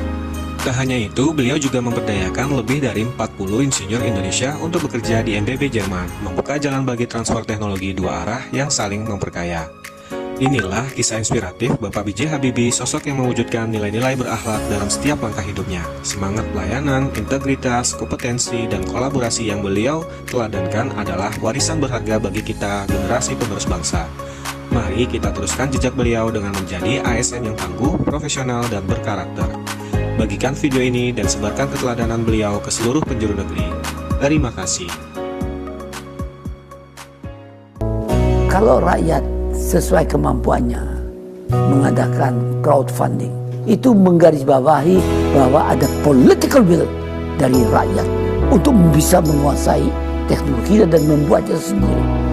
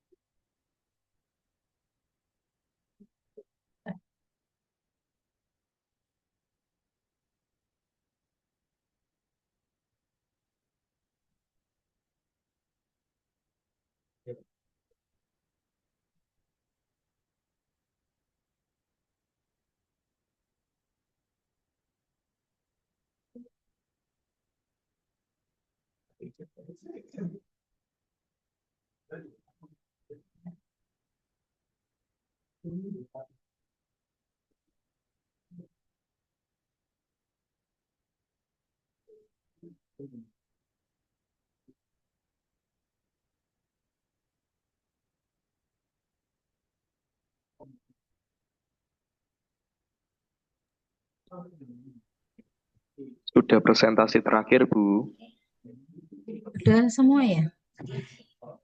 Sampun, Bu, 4B.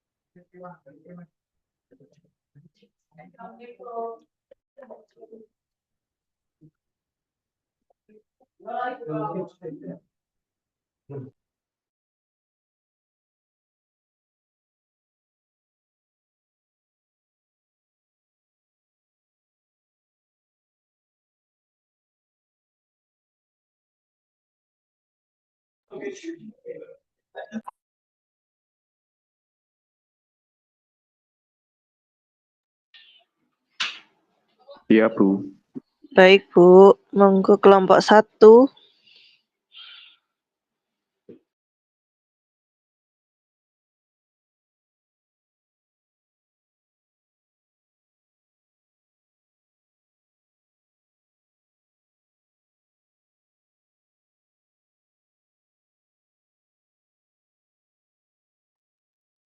Oke, silakan dilanjut sesuai dengan kelompoknya ya, urutan kelompoknya.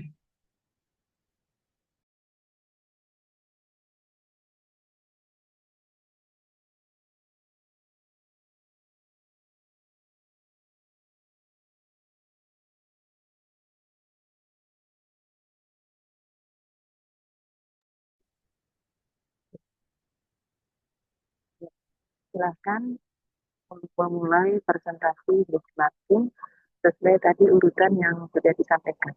Mulai dari kelompok 1A. Terima kasih.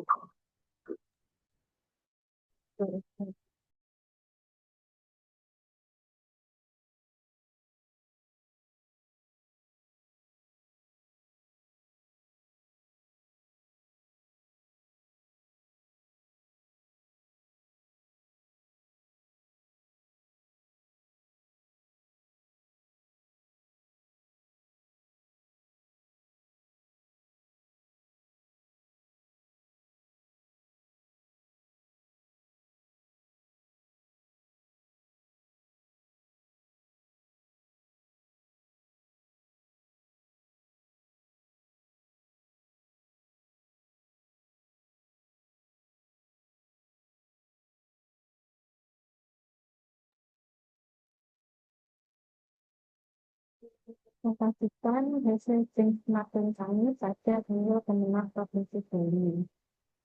Ini sama seperti tadi dari kelompok kami dari satu besar. Jadi saya jelaskan di sini kenapa kami mengambil tanggal Kemenang Provinsi Bali, cari tanggal Kemenang Provinsi Bali memiliki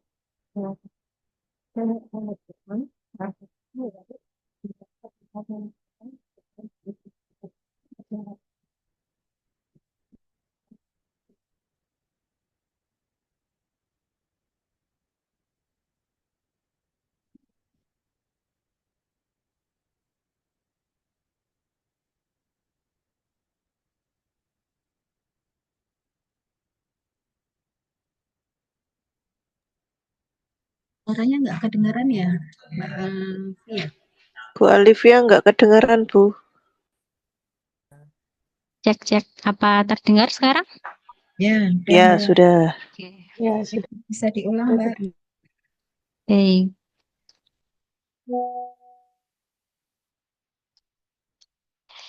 Oke. Baik, di sini dari kelompok 1 kami melakukan benchmarking pada Kanwil Kemenak Provinsi Bali. Sini Kanwil Kemenak Provinsi Bali memiliki visi misi yang sama dengan Kementerian Agama, yaitu menjadikan Kementerian Agama sebagai institusi yang profesional dan andal dalam membangun masyarakat yang soleh, moderat, cerdas, unggul, dan mewujudkan Indonesia maju yang berdaulat, mandiri, dan berkepribadian berdasarkan gotong royong. Nah, di sini kenapa kami mengambil Kanwil Kemenak Provinsi Bali? Karena Kanwil Kemenak Provinsi Bali ini memiliki banyak prestasi, yaitu diantaranya adalah mendapat 5 penghargaan pada tahun 2022 dan penghargaan kinerja pelayanan publik pada tahun 2021. Selain itu, Kanwil Kemenak Provinsi Bali juga telah menginternalisasi nilai-nilai berakhlak. Di antaranya yaitu yang pertama nilai berorientasi pada pelayanan. Nah, di sini Kanwil Kemenak Provinsi Bali telah menghadirkan berbagai inovasi yang langsung menyentuh kebutuhan masyarakat.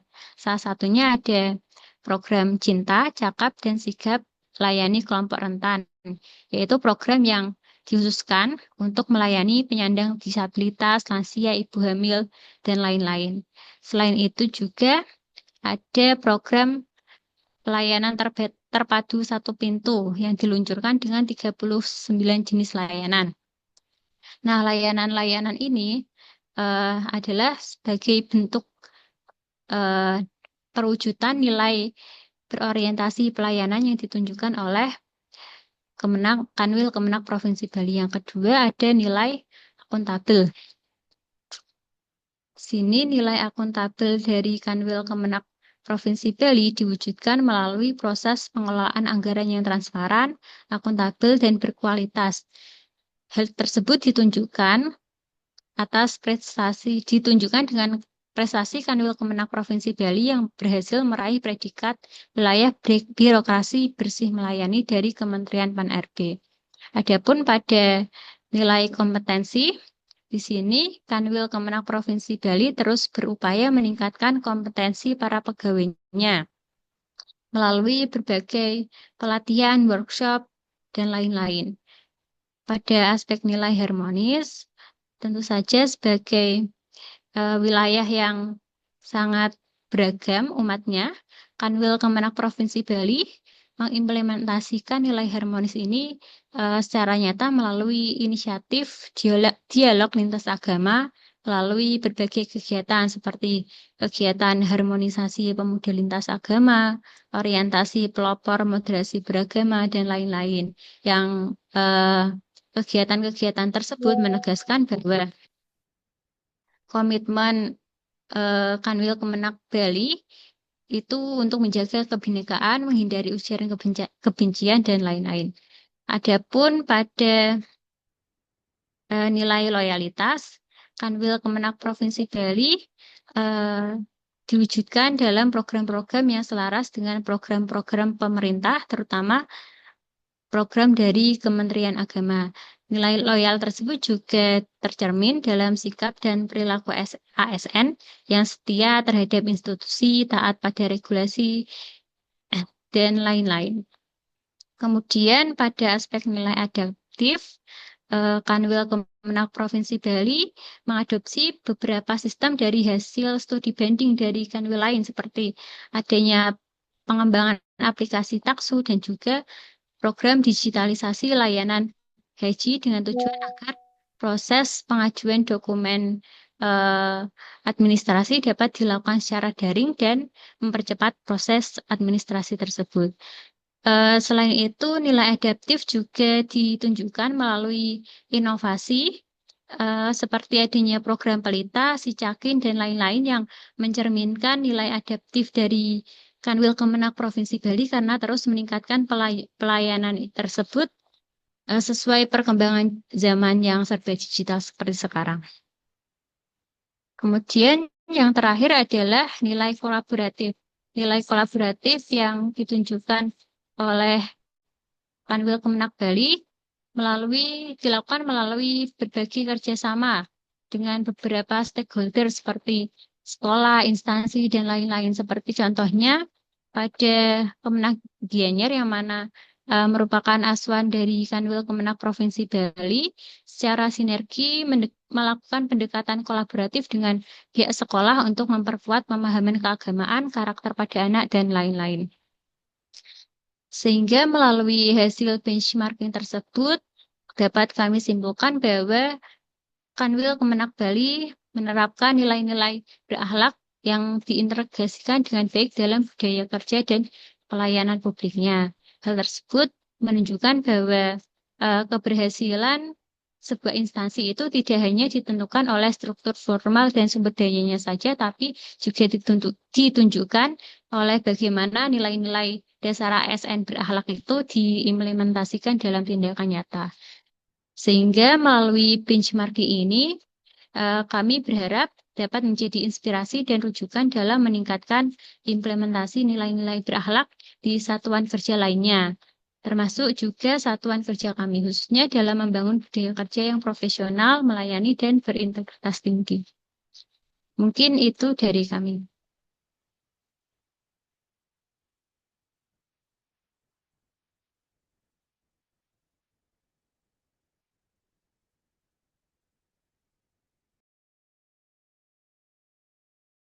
Ya, baik, terima kasih pemaparannya Mbak Alivia.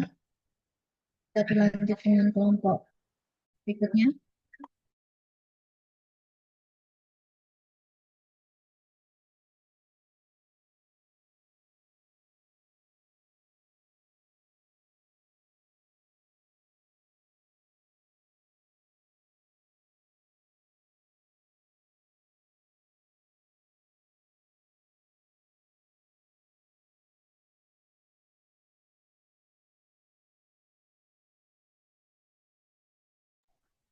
Izin untuk melanjutkan terkait dengan laporan analisis benchmarking dari kelompok 2A dari kami, implementasi core value berakhlak pada Dinas Penanggulangan Kebakaran dan Penyelamatan Provinsi DKI Jakarta.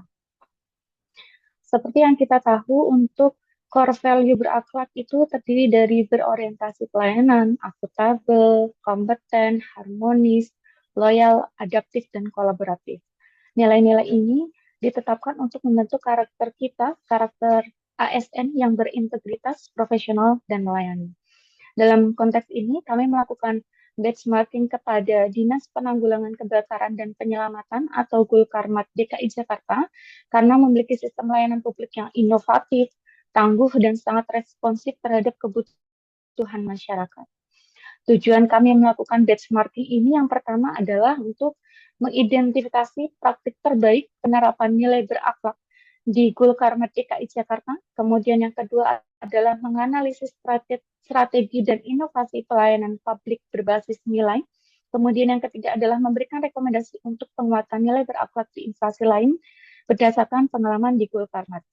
Kemudian metode analisis yang kami gunakan yaitu studi dokumen, kemudian laporan kegiatan dari situs resmi, kemudian observasi di media sosial, kemudian wawancara tidak langsung melalui dokumentasi video dan testimoni masyarakat. Kemudian gambaran singkatnya adalah Gulkarmat adalah lembaga pelaksana pemerintah daerah yang bertugas mencegah dan menangani kebakaran serta menyelamatkan jiwa dari risiko kebakaran dan juga bencana lainnya. Kemudian untuk kami lanjutkan di hasil benchmarking kami. Yang pertama adalah kaitannya dengan berorientasi pelayanan. Gulkarmat atau Damkar DKI Jakarta menyediakan layanan 24 jam. Tidak hanya untuk kebakaran, tetapi juga untuk penyelamatan non-kebakaran seperti evakuasi hewan liar dan korban terjebak. Program Damkar Menyapa hadir langsung ke masyarakat dengan edukasi keselamatan kebakaran secara proaktif. Kemudian juga Gulkarmat ini mengembangkan aplikasi digital siaga api untuk pelaporan lebih cepat dan pelacakan respon. Kemudian dari sisi akuntabel, untuk pelaporan di Gulkarmat sendiri ini berbasis aplikasi dan real time, sehingga menunjukkan ketercapaiannya lebih dari 99% dalam respon kebakaran tahun 2023. Kemudian anggarannya juga transparan dan berbasis hasil. Kemudian yang ketiga adalah kompeten. Untuk Gulkarmat ini melakukan peningkatan kualitas SDM melalui pelatihan berjenjang, kemudian juga rutin mengikuti kegiatan peningkatan kompetensi dan pelatihan internasional. Sehingga mereka juga sudah bersertifikasi profesi di bidang penyelamatan dan pemadaman berskala nasional. Kemudian di poin harmonis, program Red Card atau relawan kebakaran memberdayakan masyarakat sebagai mitra penanggulangan bencana. Mereka menerapkan budaya kerja yang inklusif, kemudian penguatan komunikasi antar tim, dan kegiatan senam rutin juga dilakukan. Kemudian loyal, moto mereka adalah pantang pulang sebelum padam, mencerminkan komitmen tingginya sebagai petugas seperti itu. Kemudian adaptif, inovasi layanan digital Gulkarmat yaitu super app siaga api dan integrasi dashboard pemantauan kota. Mereka memiliki respon tanggap bencana selama pandemi, kemudian memiliki protokol khusus juga selama pandemi, kemudian mengembangkan early warning system untuk kawasan padat penduduk. Kemudian di kolaborasi, kemitraan yang dijalin yaitu dengan Pemprov DKI, BNPB, PMI, akademisi, dan perusahaan. dalam pelatihan dan pencegahan kebakaran. Kolaborasi lintas sektor juga dilakukan dalam simulasi bencana dan edukasi publik termasuk sekolah dan tempat ibadah. Secara testimoni, pada tahun 2023, hasil survei kepuasan masyarakat eksternal yang diperoleh untuk Dinas Gul-Karmat Provinsi DKI Jakarta menunjukkan capaian yang sangat baik, yaitu di triwulan 1 sampai dengan triwulan 4 itu menunjukkan angka yang cukup baik.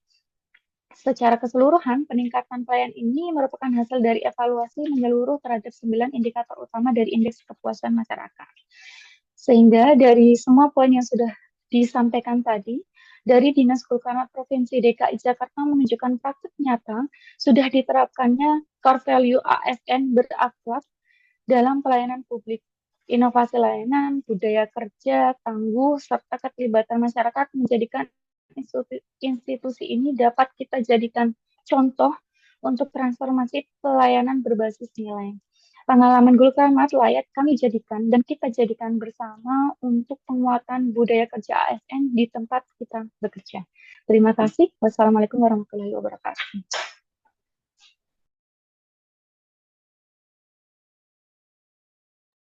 Waalaikumsalam warahmatullahi wabarakatuh. Oke, silakan dipersiapkan kelompok berikutnya.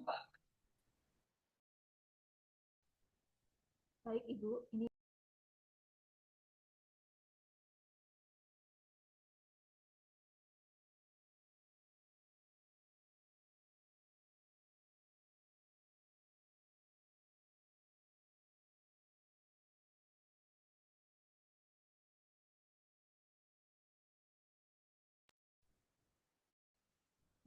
permisi izin share screen Bapak Ibu, apakah sudah terlihat?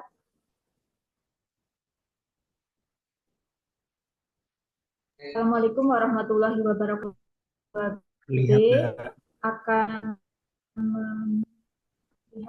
akan mempresentasikan lembar kerja kelompok kami tentang analisis benchmarking yang kami lakukan pada PT Kereta Api Indonesia. Untuk pelaksanaan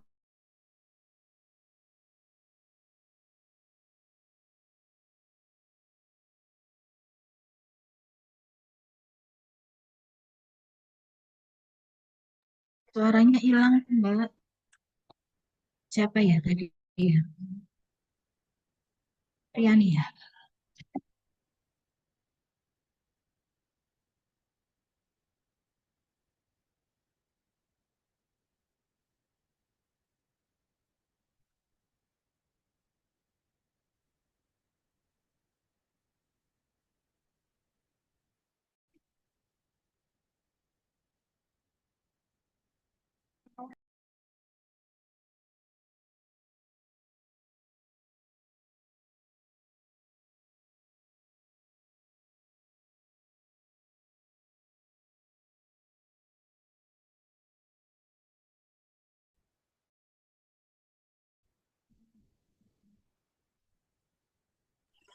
Mohon maaf Bapak Ibu, barusan ada kendala sinyal dari Mbak Fit. Ini coba saya backup, saya lanjutkan. Apakah share screen-nya sudah terlihat dan suara saya terdengar? Ya, sudah Mbak, silakan dilanjut. Terdengar, Mbak, terdengar. Oke, baik, terima kasih. Bismillahirrahmanirrahim. Hari ini kami akan mempresentasikan lembar kerja kelompok kami mengenai laporan analisis benchmarking terhadap implementasi core value nilai berakhlak pada PT Kereta Api Indonesia atau KAI. Seperti kita tahu bahwa PT KAI ini adalah salah satu BUMN yang pertama-tama menerapkan core values berakhlak dalam setiap lini pelayanan. Untuk tujuan benchmarking kali ini adalah menelaah penerapan core values berakhlak pada sistem pelayanan dan budaya kerja di PT KAI dan mengidentifikasi praktik yang bisa direplikasi oleh instansi lain. Kami menggunakan studi literatur melalui website dan aplikasi KAI Akses, kemudian kami juga melakukan wawancara terhadap salah satu pegawai PT KAI. Sekilas tentang PT KAI adalah BUMN yang di bidang transportasi perkeretaapian di Indonesia, didirikan pada 28 September 1945 dan berkantor pusat di Bandung, Jawa Barat. PT KAI menyediakan layanan angkutan penumpang dan barang dengan moda transportasi berupa kereta api, serta mengembangkan bisnis logistik dan properti transportasi. Saat ini Direktur Utama PT KAI dijabat oleh Bapak Didik Hartantio. Kemudian masuk ke inti hasil benchmarking kami. PT KAI telah mengimplementasikan nilai-nilai berakhlak secara nyata dalam budaya kerja sehari-hari sejak slogan ini diumumkan oleh Pak Erick Thohir di masa kepemimpinan beliau. Nilai-nilainya seperti berorientasi pelayanan, akuntabel, loyal, adaptif, kompeten, harmonis, dan adaptif telah menjadi bagian dari sikap profesional para pegawai KAI bahkan dari sebelum nilai-nilai ini dikampanyekan gitu ya. Berdasarkan wawancara kami dengan salah satu pegawai PT KAI yaitu Bapak Ihsan Bahtiar yang merupakan pengawas peron stasiun di Stasiun Tegal, beliau menyebutkan bahwa terus berinovasi di era digital seperti hadirnya aplikasi akses BKAI untuk pemesanan tiket yang memungkinkan kita memesan tiket tanpa antrian, kemudian bisa melakukan pembayaran via kris, baik secara online maupun menggunakan mesin pemesanan tiket otomatis di stasiun, sehingga sangat mengurangi antrian dan tidak harus bertatap muka dengan penjaga loket tiket begitu. Inovasi ini menunjukkan bahwa PT KAI adaptif terhadap perkembangan teknologi demi kemudahan yang dirasakan pelanggan. Selain itu, KAI juga memastikan seluruh pegawainya kompeten melalui pelatihan-pelatihan dan juga sertifikasi yang sesuai dengan tupoksi masing-masing. Seperti misalnya ternyata masinis itu wajib menempuh jam terbang tertentu, kalau tidak salah 2.000 jam berkendara sebagai asisten masinis dulu, memahami rute secara menyeluruh sebelum mendapatkan lisensi. Kemudian dari bidang kondektur juga harus memahami standar pelayanan minimum dan titik-titik pemberhentian kereta api. Pelatihan dan uji kompetensi ini dilakukan secara berkala termasuk pelatihan sarana di Bandung dan sertifikasi dari Ditjen Perkeretaapian. Lebih lanjut lagi untuk nilai pegawai KAI itu mempunyai komitmen tinggi untuk memberikan pelayanan dalam menjalankan tugas mereka, bahkan saat momen libur nasional seperti Lebaran, Natal, itu pegawai tetap bersedia bekerja demi kelancaran dan keselamatan penumpang.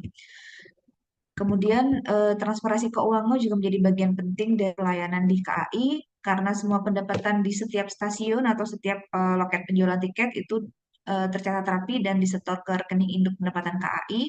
Kemudian untuk pengeluaran stasiun sendiri itu ada yang petugas khusus di bagian keuangannya yang mendapatkan dana dari rekening induk pusat gitu. Dan mereka juga menerapkan sistem pelaporan keuangan yang rapi dan terkontrol. Kemudian nilai akuntabel juga diterapkan pengecekan sarana dan prasarana karena transparan ya terbuka begitu karena mereka harus melakukan pengecekan secara berkala baik harian, mingguan, bulanan, tahunan dan tahunan sebagai bentuk pertanggungjawaban terhadap keselamatan dan kenyamanan pelanggan. Kemudian Ihsan juga menjelaskan bahwa PT KAI menempatkan pelanggan sebagai prioritas utama mulai dari adanya layanan kursi roda. Jadi ketika membutuhkan kursi roda nanti dari stasiun A ke stasiun B itu sudah ada yang mengkoordinir seperti itu.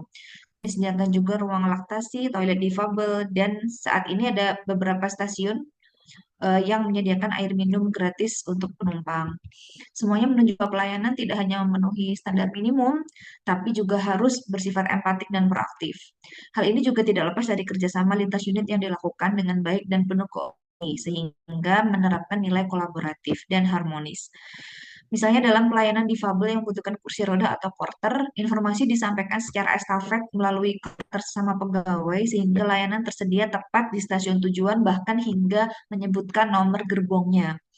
Nah, ini menunjukkan bahwa ada kolaborasi sinergi antar divisi yang berjalan secara harmonis di PT KAI. Maka dapat disimpulkan bahwa nilai berakhlak di PT KAI antara lain untuk berorientasi pelayanan implementasinya adalah PT KAI menyediakan layanan pelanggan 24 jam, kemudian ada inovasi aplikasi KAI Access untuk pemesanan tiket, pembatalan, lain-lainnya yang bersifat digital. Untuk nilai akuntabel, PT KAI menyampaikan laporan keuangan dan operasional secara terbuka dan diadakan audit internal rutin oleh SPI. Terus nilai kompeten itu diwujudkan dengan adanya pelatihan SDM secara berkala, adanya sertifikasi petugas operasional, dan dilakukan secara ketat. Nilai harmonis diwujudkan dengan cara kerjasama dan koordinasi antar sesama pegawai. Kemudian ada program CSR dan kolaborasi dengan masyarakat sekitar jalur kereta api untuk membangun harmoni sosial. Nilai loyal diterapkan oleh karyawan PT KAI dengan budaya disiplin dan kepatuhan mereka terhadap SOP dan komitmen mendukung program strategi pemerintah. Nilai adaptif diimplementasikan dengan inovasi yang dilakukan PT KAI selama pandemi COVID, yaitu touchless ticketing. Sekarang kita juga sudah bisa lihat kalau di beberapa stasiun ada face recognition ya, jadi nggak perlu lagi scan barcode gitu. Kemudian nilai kolaboratif diimplementasikan dengan cara bekerja sama lintas sektor dengan pihak lain, instansi-instansi terkait untuk bekerja sama dalam infrastruktur dan berkolaborasi digital dengan startup, dengan bank, dengan berbagai merchant dalam layanan pelanggan. Kesimpulan, PT KAI telah membuat komitmennya dalam menerapkan nilai-nilai berakhlak secara konkret dalam layanan dan budaya kerja. Praktek baik ini dapat menjadi rujukan strategis bagi BUMN dan instansi pemerintah lainnya dalam meningkatkan kualitas pelayanan dan integritas kelembagaan. Ini beberapa daftar pustaka yang kami acu. Sekian presentasi dari kami. Terima kasih.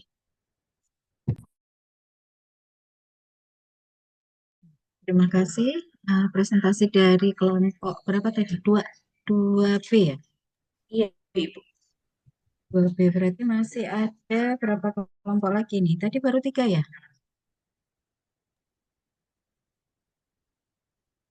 Yang BM tadi baru 3 kelompok kalau nggak salah ya? Ya Ibu, baru 3 kelompok. Ya. Dari 1, 2 ada. 1 AD sama 2A gitu ya tadi ya? Kelompok 1 cuma 1 Bu tadi. Oh, kelompok 1, kemudian kelompok 2A dan 2B gitu ya? Iya, betul Ibu. Iya Ibu. Ya, oke. Nah, karena ini sudah pukul 9.59, jadi kita break dulu ya untuk istirahat 15 menit. Kemudian nanti masuk lagi pukul 10.15 untuk melanjutkan presentasi BM kelompok berikutnya, gitu ya. Baik Ibu, terima kasih. Baik Ibu, terima kasih. Oke, silahkan beristirahat. Istirahatnya cukup di off cam saja, Bu. Di pause dulu bisa. Rekodnya di pause aja, nanti ketika masuk dilanjut.